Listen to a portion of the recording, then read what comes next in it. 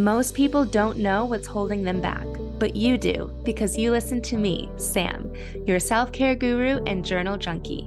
Welcome to Journal Entries, your safe place where you can tune in weekly to get tips, tricks, and journal prompts to uncover your feelings, gain clarity, and make your move.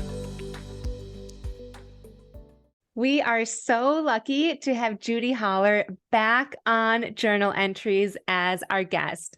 She, as you might recall, is a keynote speaker, a podcaster of the podcast Yes And. She is a best-selling author, an entrepreneur, and she just imagines a world where regret has been eliminated from the conversation, which I love because it inspires us to take more confident action and to do it faster and to fail quicker. And it's just super inspiring. For the last decade, Judi has built an enterprise that includes a robust keynote speaking business. Her podcast is in the top 13% on iTunes. And she has created a line of personal development products that has gotten the attention of huge companies like the Boston Red Sox, T-Mobile, Ford, Four Seasons, the Ritz-Carlton, Marriott, Bank of America. So crazy. Judi's professional accomplishments have also earned her praise with Forbes and Success Magazine. I think you can tell why I have been geeking out over getting the opportunity to interview her and have a conversation with her. So I thought we could switch gears just slightly. Something that I believe in wholeheartedly is the and mindset. Ooh, yeah. And, how you can mostly feel and be two things at once. And I haven't spoken about it too much on this podcast because since starting my podcast, I had the vision of having you as a guest speaker. And I know that it is like your jam. So cool. So I would love for my listeners to hear from you. Like, what is the and mindset for you? And how do you practice it on a daily basis? Oh, I love it. So the ampersand, the and, yes, and. So in the improv theater, the first thing, so we're going to come back to improv here. We're going to back up the bus, beep, beep, beep, and go to improv class again. So remember, improv, we have no script. We use our training to succeed on stage without a script. And the very first thing you learn in any improv classroom across the world will be the idea and concept of yes and. This is you getting onto a stage and someone walks out and says, "Oh my God, Sam, I am so excited to go to Florida." You have no script. Someone has just made that offer. I would then go, "Yes. And when we get to Florida, the first thing we're doing is getting massages." And then you would say, "Yes. And we're going to go drink margaritas by the beach and take naps every single day." And I would say, "Yes. And I love naps. Let's use silk blankets to make it extra high vibe," whatever. We'd have some fun with this, right? So imagine if we did that same scene and it was like, you walk on a stage and you said, "Oh my gosh, Judi, I'm so excited. We're going to Florida." And I said, "We're not going to Florida. What are you talking about?" Brick wall. Like proverbial brick wall. Or maybe I'd recover and say, "Yeah, remember, we're taking mom for a surprise. Hold on. Do you have amnesia again?" And then you'd go, "No, I don't have amnesia." And like, I'd keep hitting these brick walls, right? Instead of you going, "Yes. And it's the best amnesia I've ever had. You got to come to my doctor with me. He actually sells amnesia pills." You get what I'm getting? Then we can go play. But the no buts are the brick walls, the stopping places, the place where all the magic is stolen. And we know these people. We have them in our lives. Heck, maybe sometimes we are that person, right? The no butter, the yes, but this is the way we've always done things, or that's not the way we've done it, or nope, that's not what we do around here, or oh, that's never worked in the past, so we're never going to do it again. This happens all the time in corporate. This happens all the time in relationships where we stop the action. We block our blessings because we're trying to control an outcome instead of being open to what's possible on the other side of a yes. And always brings us that possibility. So throughout history, yes and has always gone together. And yes has always been the star. There's movies about yes and saying yes and books about yes, and yes is the way and yes is the answer. And yes, I agree. We need to say yes. We need to get our feet out onto the proverbial football field. But and in my opinion, is the star. I think and is Batman and yes is Robin, because you can get yourself on the field by saying yes, but you got to move the ball down the field to get a touchdown. And is the way to the touchdown. Like, and is the way, right? And is is where all the magic happens, because it keeps you moving. And fear's got one job: to stop us. It's also a really great permission slip to what you alluded. I think we have, as women especially, I think we have to pick. Like, I'm sorry, but I can be really brave and scared at the same time. You know what I mean? Every time I step on stage, I am being really brave and scared at the same time. You know what I mean? I think we can be really excited and still apprehensive, right? I think we can be creative and quiet. You know, creativity doesn't mean loud, right? Or super expressive, right? So you can pick your pleasure. You can be grateful and still want more. You can be grateful for what you have and still want more. Right? Like, yes, and both and. Yes, and, you know, this is yours to decide with, but I think the power is in the and. The and really indicates an opening of a door, right? A vessel to walk into that potentially could hold an outcome you would have never seen coming had you guarded it with a but or a no or a maybe. You know, so I think we have to say yes in life. But the magic really happens when we, you know, explore what could get added onto that. And also, you know, when we give ourselves the permission to be all that we want to be, I love that. I agree. I almost feel like my world opened up, and that's a big statement, but I feel like my world opened up when I no longer boxed myself into thinking that I could be one thing and also feel one thing. I used to be like this positive person only, you know, like the toxic positivity. And so learning that I could be like, you know, lonely, but also happy and grateful and sad, like all of these things at the same time was just like, it almost allowed me to continue to move forward, because I had those dreams of like, and visions and goals, but not allowing myself to feel how I actually felt stopped me. So knowing that I could feel those things, even like we were mentioning, like afraid and scared and like about to poop my pants, but like doing it anyways, like it allowed me to keep moving and to move a little bit faster. And so I love that. Yeah, for sure. I love it too. And it's just, it isn't easy, but it's worth it, right? The antidote is always action, and that is not easy. It's movement. You know, the opposite of autopilot and complacency and being in a box that you put yourself in or somebody else puts you in. Like, the only way out of that box is to move. You got to move. You know what I mean? And so, like, who do you have to become? Like, who do you have to become in order to get that next level of yourself? Like, you know, if you really want to step into something new, like say you want to be an author. Okay, great. How does she move in the world? How does she spend her money? How does she save her money? How does she dress? What does she listen to? What does she read? How does she write? Like, what does her office look like? You know what I mean? So it's like, I'm always, you know, thinking about like, transformation is the game, right? We're supposed to change. We're supposed to evolve, right? Somebody slid into my DMs from my past. This was like 3 years ago. And this person was like, "You've changed." And it was very passive aggressive and not in a good way. I'm like, you know, and it was, some other things were said. And I was like, well, isn't that the whole point? We should change. And I hope you find that for yourself too, like sending blessings, but like, yes, of course I've changed, you know, like, the thank challenge. Yeah. Like, thank you, hair flip. Like, okay, thank you, you know? So don't ever let anyone shame you into seeing this next and being this next version of yourself, because that's the whole point. I mean, I was a different Judi in my 20s. Oh my God, I was crazy in my 20s. And in my 30s, I was a certain version of Judi. And now in my 40s, I'm evolving into this new version of myself. And I know that'll be the case in my 50s and 60s and beyond, right? So yes, like, I don't want to be now at this age who I was in my 20s. My goodness, I'm so glad for her. But yeah, like, transformation is the name of the game. And just because I was someone at one point, it doesn't mean that I have to be her for the rest of my life. I do not have to stick in your box, and I don't have to keep myself in the box I've put myself in. I'll give you a tactical example before we transition on.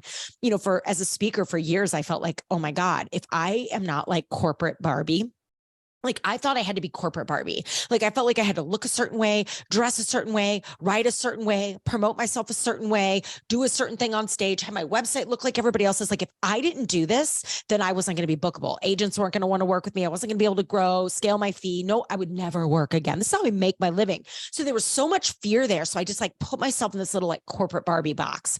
And I'll tell you something. The second I decided to like scooch the lid off the box, and I like stuck a leg out, and I was like, all right, I'm going to start wearing sequin suits on stage, like full sequin. Cause I love sequin, right? Let's see. Oh, whoa. The lid came off the box a little bit more. I started calling in clients and people and heartbeats into my social media and et cetera, who were like, oh, I like Sequin. Hold on. And then I started talking about like 90s hip hop and infusing some of that. And then I found those people. And then the box, all of a sudden the box came off, and I stood up outside of the box holding all my disco balls and all my things. And I'm like, well, this is who I was meant to be in this world. Like, my God, you're not giving a last name like Holler to play small, and you can't wear sequin and play small. And I'm on stage teaching people how to dance with fear. I can't do that in a black suit. So let's go. Right.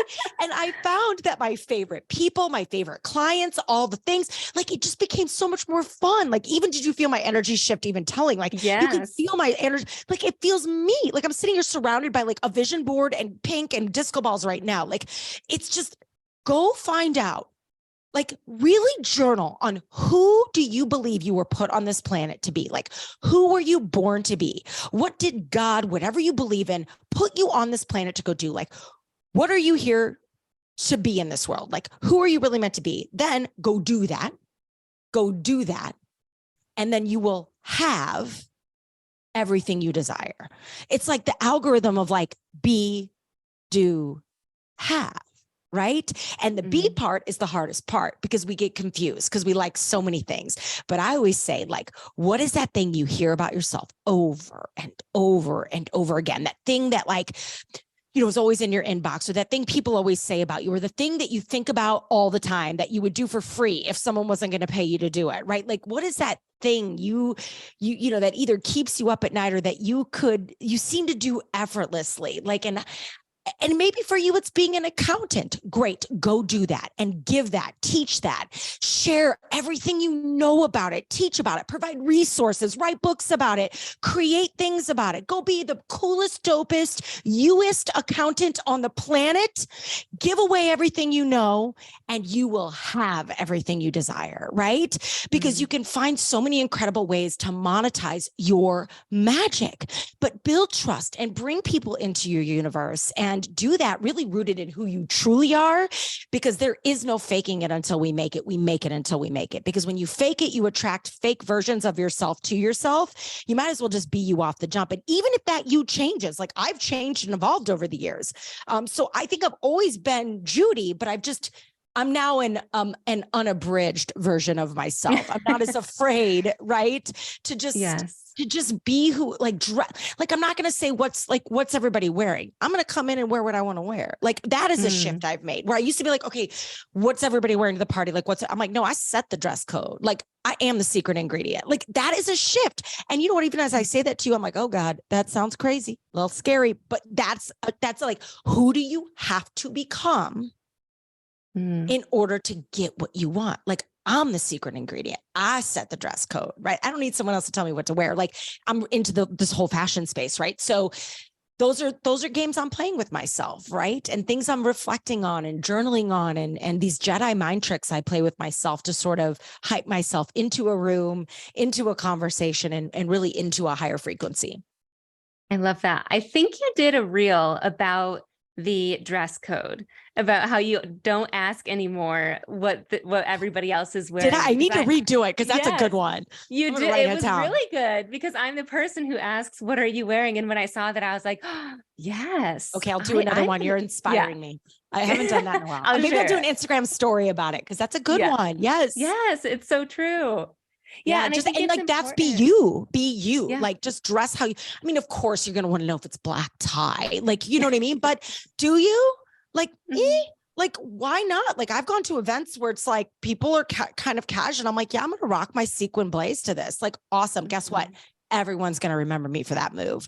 Right. And Yeah. I'm going to walk conversations up to me because of it. Like, that's why I believe sequence is strategy. But so like, what's your sequin jacket? It doesn't have to be sequin, but what's that thing that's you, right? Like unapologetically you. That's fun to discover and play with. And that can change over time, you know, but Yeah. you probably know in your book, journaling will help with all of this.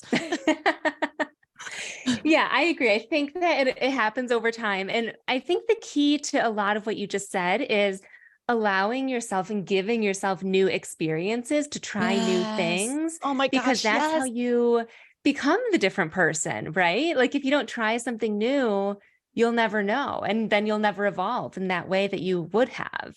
Oh my God, go like, yes. One of the number one questions I get is like, how do you write a good talk? How do you write a good book? I'm like, you know what? Go live an interesting life and then put all those stories in your book. Like that makes the best speeches. That makes the best podcast interviews. That makes the best, like go have cool things to talk about. Like, which means that is like your number one job on this planet. Go live an interesting life and then come and tell us all about it. Like, or you're going to be a great even if you don't want to have a platform, you're going to be a great dinner mate, a great conversationalist, right? You're going to be the person Yeah. that's the most popular in your neighborhood. Not maybe you don't want to be popular, but you get what I'm saying. Like, go live an interesting life. This is where I get all my material from just the weird stuff that happens in my life and the things I go do and read and learn and listen to and all the failures. This is why I get now so excited about failures. When something really crazy happens, I'm like, oh, okay, cool. Like even with this course, I'm like, I mean, we know it's going to be so awesome, but I'm like, okay, great. If it doesn't work out, what a great story it'll be. Or, we'll pivot and we'll make edits and then, but what a great chapter in a book. What a Yeah. great thing to teach. You know what I mean? Like, so again, go do and be in this world. And that is how you build confidence. That's how you increase your tolerance for pain. I don't fear the fear like I used to. I don't fear the failure like I used to, because I know I'm really the creator of my world, right? Like I'm in charge here. Thank you, fear, for keeping me safe, but I'm the boss. Like I'm the boss.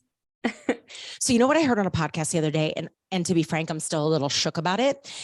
That creativity, the opposite of creativity is rage. Rage. Yeah, you heard it right. So let me help you explain why. Because I was like, what is rage? And this is Brene Brown writes about this, like in all her studies and all of her research, right, on vulnerability. And this goes back to being a businesswoman, right? When you suppress your creativity, like really being the creative, you look at kids, they play unapologetically, they swing on swings, they color, they express who they are, they go do and be what they want to be in the world because the world hasn't told them to sit down and shut up yet. You know what I mean?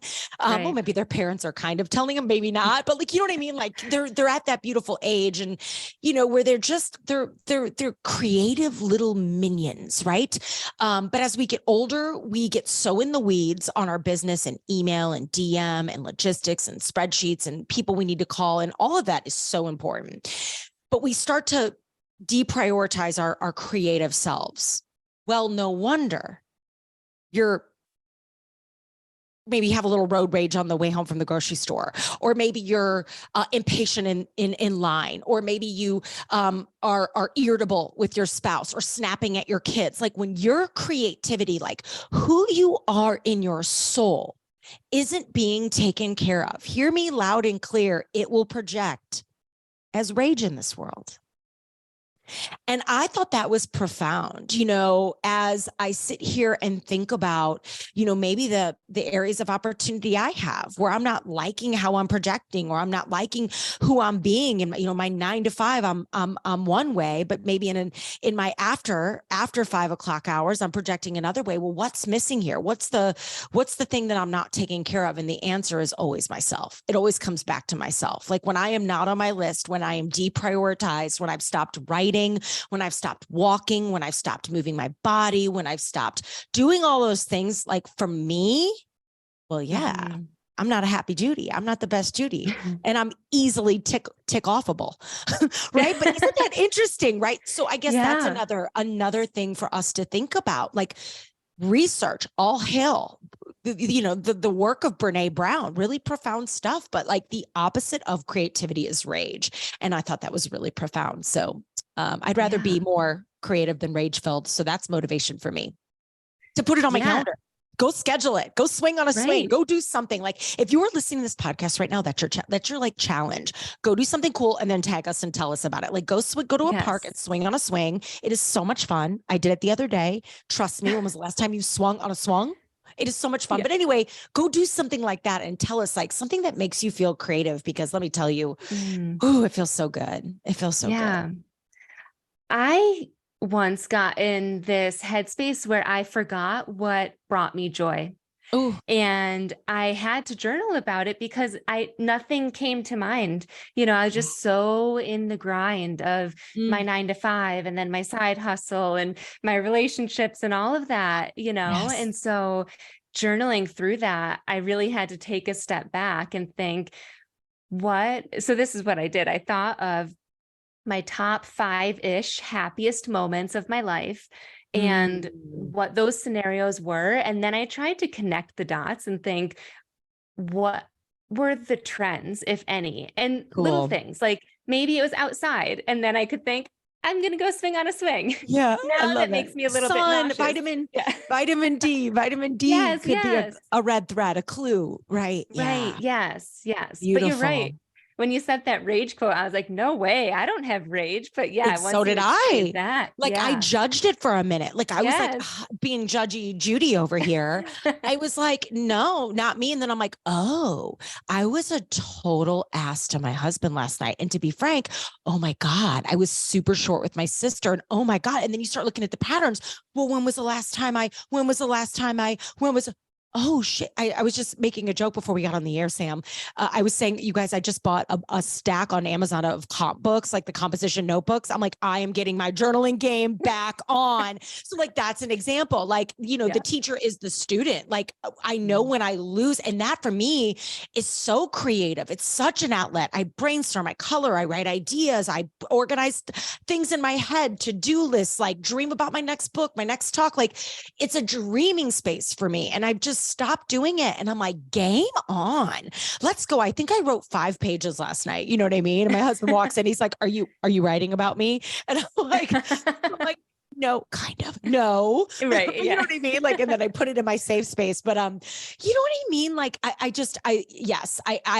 reacted to it too in that way. Like I kind of judged it. And then I was like, oh, I feel seen. I'm judging it because it's accurate. It's very accurate. Yeah. Right. So tell us about your course. I want to know, like, who is your ideal person? Do you want the sequin person, or do you want the person that like knows she wants to wear the sequin and isn't yet? Oh, I love it both. Okay. Part? So here's what it is. I will send you a link. Don't forget to send me a little email and I'll get you the link. So we have a landing page with all the information that's coming.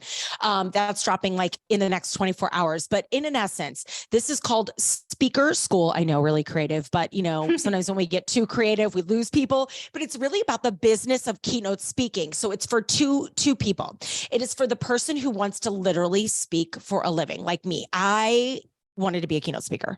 I knew I wanted to speak. I just had no idea where to start, and no one was telling me anything. And there's a lot of poser nation out there, and a lot of people telling you like the 5 minutes to famous and all that stuff. So I wanted to like debunk a lot of myths and tell the real deal OG keynote speaker insider scoop on how to go be a speaker. It's for that person. It's also for the person who maybe has a business or a brand, and she knows that stepping on stage and shining a light on that business will grow her business, her following. Listen, if there's one thing I know for sure over the last 10 years, when I got in this game, I had like maybe 500 followers. There is nothing that will grow your business, your brand, move your product, any of it faster than getting on stage. And that is so scary. So I just teach you how to do it with confidence, with swagger. I'm not a coach. I'm a teacher. I teach you how to contract yourself, how to deal with audiovisual, how to navigate fear and your mindset, what to wear, what to do the night before, how to do rehearsals, like all of it. There's 3 parts. Last thing I'll say, there's 3 parts. It's really about building a business. So what does the opening act look like for you? And then it's about being the headliner, right? Like getting the stage. What do you do when you're on the stage? And then what happens on the other side of the stage? The legacy you'll leave, right? The encore on the other side of the stage. And so how are you protecting yourself in all of those ways? So yeah, we're really proud of it.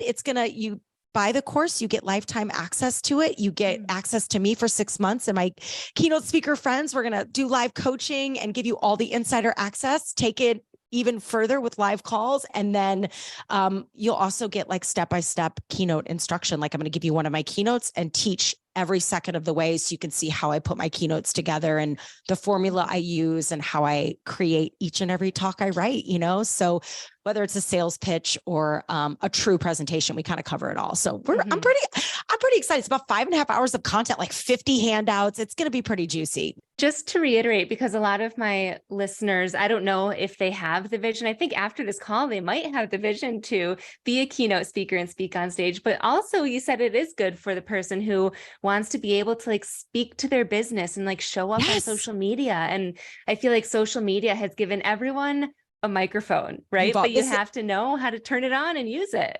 This is the truth. Stages look very different these days. And if you have a business, you need to be on stage. So maybe you don't want to be a keynote speaker, but there's nothing that's going to grow your following, your list, sell your product faster than you getting up there and slaying it. So are you ready for it? Like, how should you look? How should you vibe with it? How should you be rehearsing? How are you protecting yourself? Do you understand audiovisual? Do you know everything that could go wrong? Like, I want you to get up there and be ready to slay it. Like, you may be an accountant, but you have a dope accounting firm that you love and you got podium time at a local event. This just happened here in Arizona where this girl was so afraid and has this beautiful business and she had a choice to make. She could either let the fear take over and, when you can't get on stage and confidently articulate what it is that you do, you're not going to sell a lot of confidence in your business. But if you can, we don't expect you to be a professional speaker, but you have to get up there and sell. You have to be able to pitch. You have to be able to promote yourself. And that is speaking. That is performance. And there is an algorithm to that. So whether it's on a main stage, a podcast or whatever, I just think either one of those women, you don't have to want to be a keynote speaker. I think they would really leave this course going, oh, wow, like my soul is shook. And I also now I want to go get on stage and now I know where to go find the stages. Like, I think people don't even know how to find opportunities. And there's so many opportunities to go get booked, paid or unpaid, and how are you leveraging them, right? In either scenario. So I geek out, I'm sweating. I could talk about this all day long, which is why I know I created the right course, because speaking has just changed my life so much. And I want to help other women do it too. So we'll see. We're really excited about it. Yeah, I'm excited for you. It sounds incredible. Yeah. Thank you. Judi, you are incredible. So thank you so much for your energy and your heart and sharing everything that you put out into the world, and definitely for being on this podcast. I appreciate you so much. Back at you, Sam. Thanks for having me.